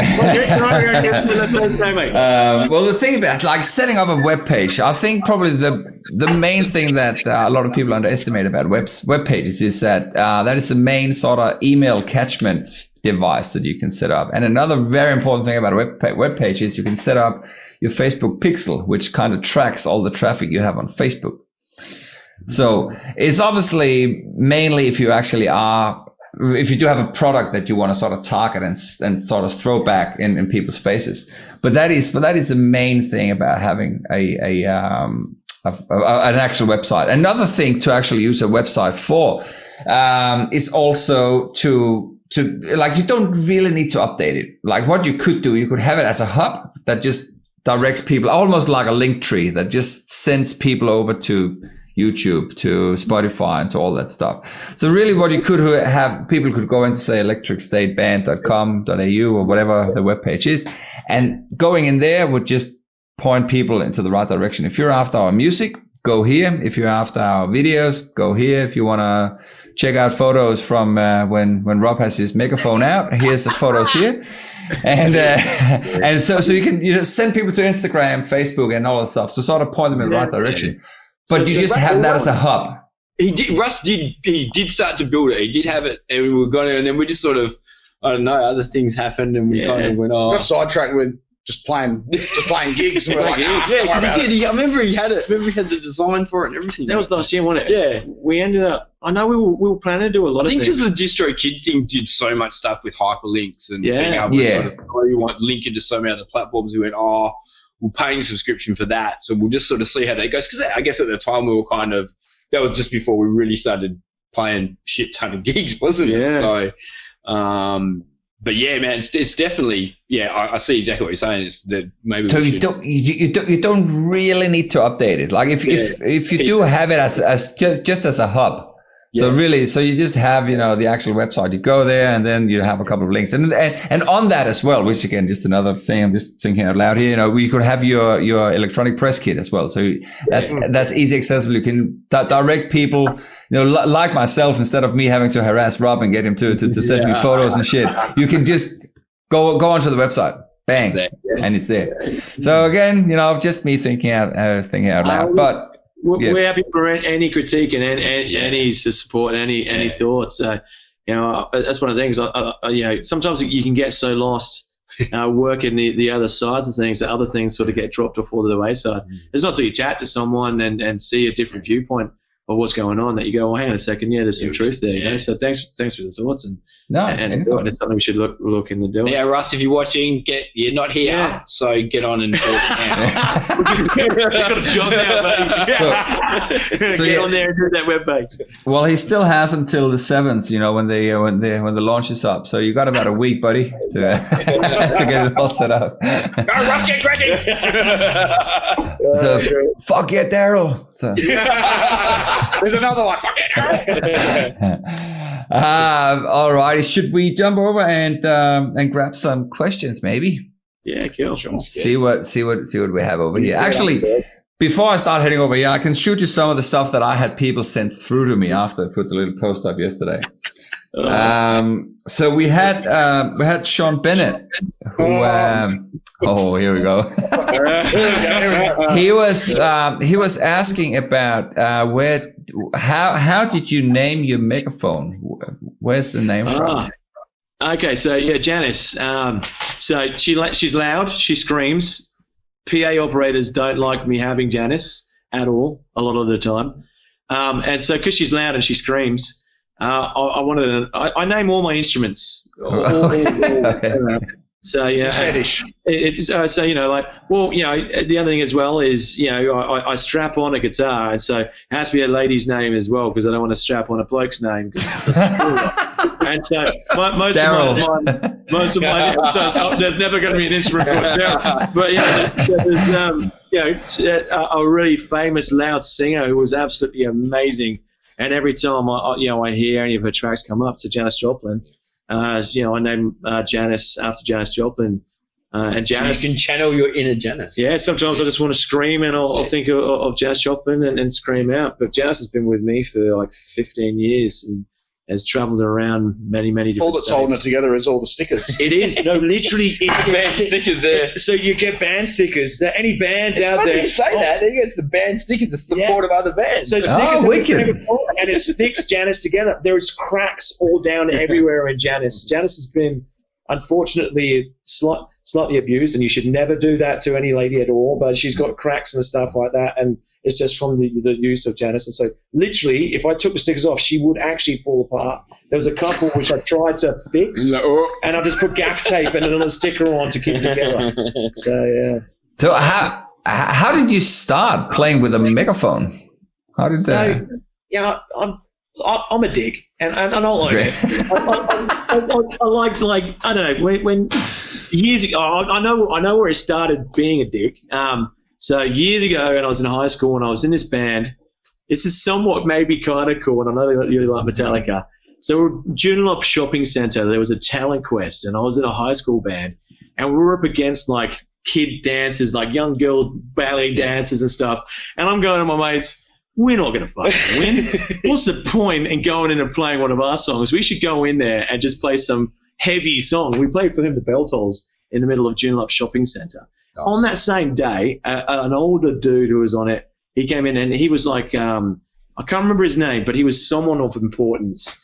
And he came up to me and he goes, whatever you do, it's not just the music, it's your performance. 50% is playing the music, 50% is entertaining. And it stuck with me forevermore. And so we ended up playing for the Bell Tolls. We won. Well, we made it. Really? Wow. In the middle of Joondalup Shopping Centre. But anyway, awesome. That stuck with me forevermore. And then I was like, every single time now, whenever I play anywhere, and I'm like, if I suck singing, I will try and entertain more. If I'm singing okay, I'll maybe entertain slightly less, but it's always the entertainment factor. And the Megaphone, I remember seeing Stone Temple Pilots, and I'm having a bad brain fart right now. Scott Weiland, sorry. Amazing singer. Yeah. I remember he had a problem on stage when the mic went, and he used a megaphone. And I remember we were doing this song in an old band years ago, and then I was like, I kind of want to do something with a megaphone sound.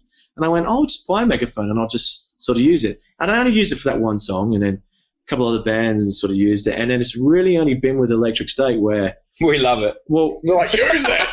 The one of the best things about being in this band, and I'm not saying just because the guys are here, is these guys, they'll play, and I can do anything. I've got freedom to, I can go to the bar and have a sneaky shot, or I can go to bar and I can mess around with a megaphone. In other bands, I haven't had that freedom to be able to do that. And so it's only really been Electric State where I messed around with Janice and do it. And it was literally for tonal reasons and entertainment reasons. So awesome. Just, if I can get someone, if we can get someone at a venue to sing along with us, they go home and go, you know what, I sung with a band tonight, or cool. I had fun with these guys. And it's not that we're the next big thing or anything like that with it. They just had a fucking good time. And there's so many times we go and do a gig and we have people coming up just going, you guys were fucking sick. That was so much fun. And because they get enjoyment out of it. So you know, there's that element there. It's the bullhorn. Or he gets them to sing out of the megaphone and they're like, oh my God, yes! They just want to sing in it. And the best thing is if you go through a drive-through and one of these guys are in front, you can call out your order through the phone on the window when they're at the speaker. Just turn fire on. Got in trouble a couple of times with that. Yeah, totally. I love it. It's good. I can see your point. Sort of like if you're in the audience, you'd be all kind of lovey-dovey if you get to have the megaphone. And I suppose so is that battery powered? Is it one of like the proper ones? It is. Yeah. There's been some times where I've actually sort of kicked. Oh yeah, it's like you can't buy Janice anymore. Janice doesn't exist in the shops anymore. And I've tried to get other megaphones, and they're not as good as Janice. How many have you got now? Oh, I've got a few. I've got a problem. You got multiple megaphones. Yeah. You get a whole heap off Lee from Matchless, where we rehearse at Matchless. Yeah, I've got a few, and they've all got names. So Naomi. Which gig was it? We gave it was the guys. We're Just Blood single launch, and we got three people on stage, and they all had a megaphone each, and they all sung with him on the stage. And we sung with Just Blood. Great. Pulled him up on stage and gave him You got like a whole megaphone chorus, like a choir. You got a choir. With the Simpsons thing, put him on and blow up the fucking world. That's wicked, man. So you got a whole choir of megaphone. That's fantastic. We've got another one here from Ash Lee. She's asking, if you could change something about the music industry, what would that be? Ooh. Big one. If you could change something in the music industry. She stumped us. Thanks, Ash. Bang. Whoa, I mean, look, honestly, there's so many. For me, it is that barrier that just seems this invisible, I'm too cool for you barrier. If we could, that seems to be within, I don't know, it doesn't seem as bad, but if that wasn't there, it would be great. I feel like if the chicken man goes, why can't we all just get along? It's like that sort of thing. I don't know. Yeah. That would be me. That would be if you could change. Yeah, get rid of that barrier, so then everyone sort of get along and just play some shows. So, you're grunge, you're too rock, you're too metal, or you're too this. It's like right. Yeah. Tunes, So some more better shows have been where we've been on mixed genre shows. Definitely. And you go along and there'll be we had the Dying Kings play, and they are brutal. Yeah. They're so heavy. They're really, really good. Yeah. Check out Dying Kings. Then they're completely different to the different bands on the rest of the night. So yeah, different genres. They got the a lady front, man, and she could do the full like. She could do the full deep roar, and then she could do the pig squealy vocal thing as well. And she was just. I was standing there. I was like, oh my God, how is that coming out of her? Like, oh my God, how's that coming out? That's amazing. Yeah, there's a few of those bands out now, where they got like a girl singing in a full on metal band, and she was phenomenal. When you hear it, you go like, wow, that's a crazy dude, man. And you go like, nah, it's not. It's insane, man. But actually, speaking about sort of being too much one of the other genres, it actually leads me on to your about on your Facebook section, because you got Tool, you got Rage Against the Machine, Soundgarden, and Queens of the Stone Age as some of your references or influences. Yeah. How does that sort of mix into the to the Electric State sound? Because obviously Rage Against the Machine is sort of very rap metal, and then you got Tool, which is just something else, like league of its own, and then Soundgarden and Queens of the Stone Age, which is sort of very grungy, going back to to sort of like the 90s era. I hear a lot of those bands in the sound, but the other two. Yeah, and I think a lot of, especially the riffs and stuff that Russ writes, are definitely a lot of Adam Jones' influence within his style of playing. And it's the way that I guess we play it. It changes the toning of it, and it's I guess a lot of the structures for the songs that we try to write. So obviously we're not writing 12-minute epics like Tool did, but there's still that sort of rhythmic changing, and that's what Bill definitely brings to the party. And we're not talking Danny Carey style beats, but just that sort of rhythmic contingency that we have. And and I guess it is just that we're the older generation, I guess, that's stuff that inspired us, that we really listen to, and that formed our musical taste. And when we get together, when we're writing songs, that's what comes out. I think it's because I think all of us nearly have a slightly different taste in. There's a lot of crossovers, but we all come in from different angles, and that's kind of what I guess it sort of try to encapsulate that. Yeah. Quick one for you, and you can answer each. You can answer individually. What did you think of the new Tool album? Was it overrated or not? I can listen to it and repeat constantly. Yeah, I know that's every Tool album, so I'm probably biased in that. But yeah, it was a long time wait. But man, there's some cracks on there. There's some real, I love it. I thought it was a good album. Yeah, I liked it as well. I thought it was pretty good. I think Russ was a little bit ambivalent. It took a little bit longer for him to grow on him, I think. But I was a bit the same. A couple of listens, and then I was like, oh no, this is I really like it. And when I saw him, just the most recent show, it was just they're fantastic, man. I mean, I have such a love for all the band members, but Maynard's just incredible performer. What he brings to that band, it just musically they're brilliant, but he just takes it and sort of lifts it up, and Maynard as a singer, as a frontman, like some of the like Perfect Circle and stuff, it's off the scale, in my opinion. And this is why I was just asking. So in my opinion, having to wait 12 years or something for the album, I was like. Really? And it's so funny when you talk to people about it, it's like, oh, but it's Tool. I said, yeah, had that been any other band, you wouldn't have been so hyped about it. Like, what I mean? It's because it's freaking Tool. I mean, obviously, because Maynard's doing the other things with Christopher and with Perfect Circle. Because he got bored and waiting, man. But don't forget, he's making wine at the moment, man. He's winning awards for that stuff, man. Yeah, exactly. You know what I mean? Like, I don't know if you see, there was I think it was a Revolver magazine documentary on it, and he went through the whole project at the thing with Cadis and that, and man, he is just so getting in touch with nature, and I'm loving that, man. That's something that's he's got a jiu-jitsu studio and everything as well, man. It's incredible, man. He's just this ubiquitous human being, man. He's got so much going on. So it's very inspiring person, man. Yeah, definitely. Yeah. Crazy musician as well. Look, I must be honest, man. There's so many fuck yeah, Daryl on the I think this is going to be sort of the biggest takeaway from tonight, hey?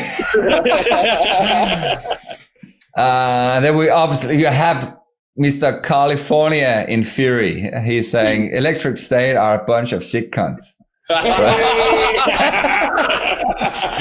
Looking forward to playing with them again, man. The last time we played with Jackson Cope was at the Boston. And that was one of our. That was the launch for our first track. Yeah. So we're getting you. That was been too long between drinks. Carl and the boys, man. Definitely. And they got their cranking launch coming up soon as well. So we'll go along that. Have a pint and help support them, mate. So a big shout out to Carl there, mate. Best rocks. Yeah, man. Yeah. Hanging the play. Oh yeah. Yeah, that'll be a good one. Yeah, I've got him on the show in I think about 2.5 weeks or something for a chat, or maybe 3 weeks. I can't remember.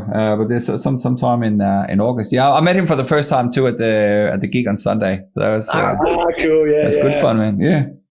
He's a good guy. I mean, what he's doing for the community. We spoke about community before. Yeah. I mean, to have that gig go last year, it's a gig that everyone continues to talk about. Yeah. Awesome. So amazing rock bands on it. And so, October 3rd. Well, that's it. With that postponement too, man, that was just like, far out, is this going to happen? And, I think we hung on to the death knot to say, it's going to have to cancel it because it wasn't going to happen with the COVID thing. But yeah, thank fuck it's coming back around. Yeah, we get to do it. So cranking bands on that. So yeah. Full Scale. I'm still to go see those guys play again. I mean, they're a great band to have them launch a single. I think they're launching a single with it, or coming back out anyway with some live music as well. So yeah. No, I'm really looking forward to that event as well. That'll be huge. We've got some last year. It was so good. We've got some stuff for that, but we're keeping that under our hat for our little promotion for Perth. No, we've just to sort of. I mean. Help support it. We want to try and help push and get numbers to come down. I mean, what else are you going to do in Perth if there's no touring bands coming on? Why not see a collection of some of the best rock bands in Perth? 100%. Right? Yeah, 10 hours of tunes. 10 hours of tunes. You might not know one of the bands on it, but you'll walk away from that gig knowing one of the bands on it because they'll all be there to support each other as well. Once they've played this show, they'll be watching the other bands play as well. So any musos out there that are wanting to go along and join a band, what a perfect time to come along and meet some people. Because the industry all talks to each other, so it'll be a cracking gig.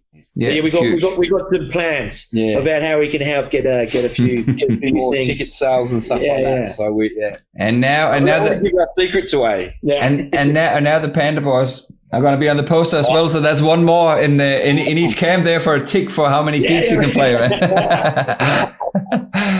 All right, there's actually a couple of questions ticking in now. So, okay, fair enough. Let's grab them here. So we've got Soran I'm gonna Blackage. I think probably pronounced that one wrong. But Soran is asking, who is your favorite lightning tech, boys? Oh wow! This some guy. What's his name again? Oh man, he drinks a lot of piss though. He's a pretty good drummer too, actually. He plays for a band. I can't remember the name of the band. Zoran's a champ. I've known Zoran from way back, and he plays in probably the best Linkin Park tribute band in the world, I will say. So Hybrid Theories, they just played an Amplify Bar. We got a few shows coming up, and in all seriousness, he kicks some fucking ass with his life. I know he's dropped that question there to get. We had three shows in the lighting for. He did the lighting for the Gyroscope gig. He did on the weekend. Went up there and cranked it. He's got some serious. And you know what? He hasn't brought out all the toys yet. I think he's on lights for Fox Fest. He's going to bring the lights for that. So big shout out to Zoran. He does some fucking amazing stuff. He's. I've spoken to him as well. We're going to try and get him on the show when he's back from the mines. So we're probably going to be sometime maybe early September or something. He's a good guy. Just talk to him about some of his band stuff. He's played a couple of original bands in Perth a few years ago, and obviously he does the Hybrid Theories and stuff. Yeah, man. Yeah, we can. His lights. He helped us out heaps with the first gig back at the Baltimore there. I mean, Zoran helped us out. It was one of those weird things where all of a sudden it's like, all right, we're going to have 100 people in it. Ian was like, all right, you guys can have the date. And then we're pulling in some bands that we knew to try and do it. And, none of the bands got paid. We had a jug where money got put in the jug that got turned around. And then Zoran gave us a message, goes, hey, man, you got anybody doing the lights? I'm like, man, we got no money for it. We're happy for you to come. So we came up, drove up with a whole van full of lights. set them up, and like it's one of the best lighting shows you'd see a local band ever have. Like, awesome, man. We were spoiled. And so then, and then we had the Shawnee there with Rock Pit guys, and so that gig just kind of all just clicked. There was all these people like, yeah, we're back. Let's do this shit. And so, no. That's a whole community spirit again. Yeah. Yeah, awesome, man. Then we got Craig Shaw. Hey. Fuck yeah, Daryl. So he starts out by saying, "Who's your favorite roadie?" Brandon. Okay. Oh no. Well, drum roadie. He's my favorite drum roadie because I can make him lift all the heavy shit and all the broken chairs. Yeah. And then we've got, and then right after he says, "Well, in all seriousness, serious question here: who drinks the most in the band?" That's it. That'd be Craig. Let the truth come out. That'd be Craig. I think he drinks the most in the band. I mean, he's the manager, so I think he drinks the most. There's a lot of responsibility there, man. It is. Well, see, he always comes with me. As the I help you, bro. He comes with me. I always take him to the gig, and then I'll drive, man. I always drive. So I'm like, okay. He's going to top and he go, fuck no. And then I always take him home. He's only around the corner from me. And I'm just like, all right, you're right. And he just opens the door and just falls out. And then I'm like, you're right. He's like, yeah. Just shuts the door and off he goes. Like this every show, even if it's a Wednesday night or a Thursday night, doesn't matter. Nice, man. Nice. Yes. Well, that's good. I'm guessing that'll be a pretty dangerous title to take up at the next gig when you got the spot guns and the spot funnel and all that. Yeah. Awesome, man. Guys, thanks so much for coming on. Before we wrap it up, we're gonna finish off on your on the video that you actually have the video launch for. We're Just Blood. Can you just give us a little intro to that? Because that video is next level. Yeah, I mean, if you guys are okay. Oh yeah, all Rob's work. And this. The guys that done it. So Nathan Davey, Kaylee Lux, and Maddie Green. Love you guys. Also Adam McDowell as well. We also had Tanya, and Dave came down as well. We had all these other people that came in and were part of the clip as well. But the main guys. So Nathan Davey, Kaylee Lux, and Maddie Green. They came along to a gig. And we were shopping this idea about doing a music clip, and the whole song "We're Just Blood." It's about it doesn't matter where you come from, doesn't matter what you do, we're all just blood. Yeah. And then we'll at the end of the day, we just got to help each other out. It doesn't matter. And something a mate of mine who unfortunately isn't around anymore who used to say all the time, and it just stuck. And then in the song, it really sort of works. So the guys come to the gig, and we always get the chant happening now because now they're still they helped us give that chant. Mm-hmm. But we were talking to them, and Maddie and Kaylee was there, and we're like, we want to do a video clip. And we're like, and then we went to your party, Halloween party, and Dave and Tanya came along with his fake teeth. And then we're like, we could do a video clip. We'll do a vampire video clip, and we're all just blood, and we can make it like all vampire. And then we said that to Kaylee and Matt, and then they got Nath on board, and they ran with it. And then what they created was awesome. They did such a good job. And it's one thing that stuck with us. We were so disappointed that we didn't get a chance to give it a proper launch. Yeah. And so we didn't want to not drop it for them and put it out there because everything was set to go. It was 2 days before the launch where COVID hit, and the venue manager said, look, we're not doing any more gigs. So we wanted to make sure we could give them a proper send-off. And so August the 7th, down Amplifier, amazing bands playing, Ivy Dream, the Misfits, and we've also got Amber Down and Spud Gun on there as well. So amazing bands to come and check out. The video clip's called We're Just Blood. It's basically Tanya and Adam or Dowie being the vampires and changing the band. So I hope you guys. It's a bit of a tip of the hat, isn't it, to the old Nosferatu sort of style? Yeah. Oh, okay. Yeah. We're gonna get fit. No. It's great. It was wicked fun to do. Yeah. We filmed at the Basso as well. The Basso Dean helped us out heaps there, and so down Frere in the tunnels, wasn't it? Yeah. That was cool.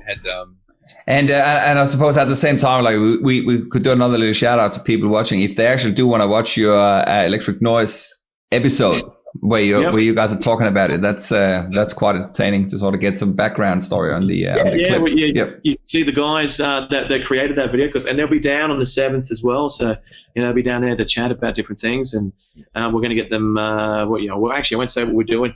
There's a couple of things on the night that we're going to sort out for the guys. Oh, as well. I like it. Yeah. I like it.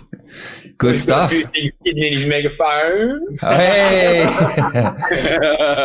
Feel free to bring some more band stickers and patch it all up, so make sure it doesn't fall apart.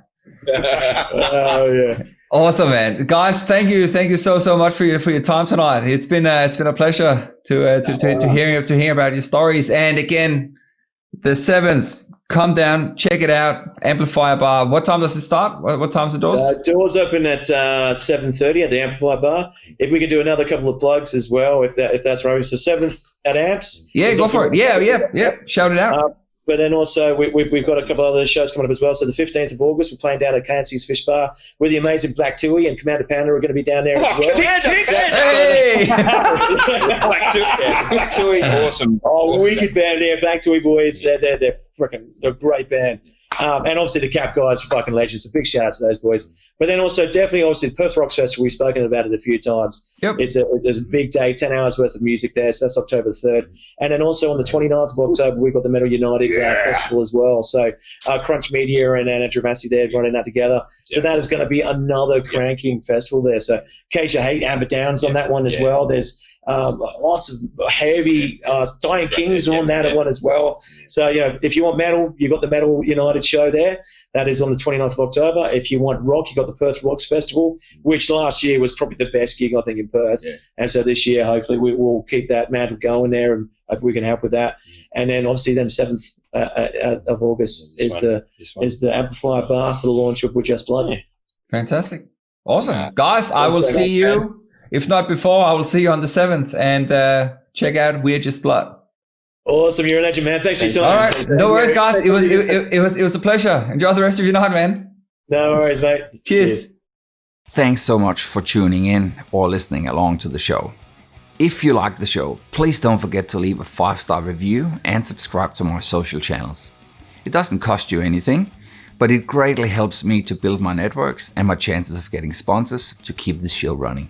If you want to take it to the next level, please head over to patreon.com/Stephen Helhammer and become a patron by joining the exclusive community there. You can start from as little as $3 per month. And for just a little extra, you get access to some fantastic features, outtakes, behind the scenes stuff, and much, much more. That's less than the cost of a cup of coffee per month. And that way you can help me build better content. I can devote more time to find awesome guests and just generally just keep everything flowing. If you want to be on the show or subscribe to my mailing list, send an email to steven@helhammer.com, and that is HELhammer.com. That way I can start sending you exclusive invites, random stuff, and messages that, who knows, you might enjoy. So that's it. Have a rocking day ahead, guys, and I will see you on the live stream or in your headphones very soon. Take it easy.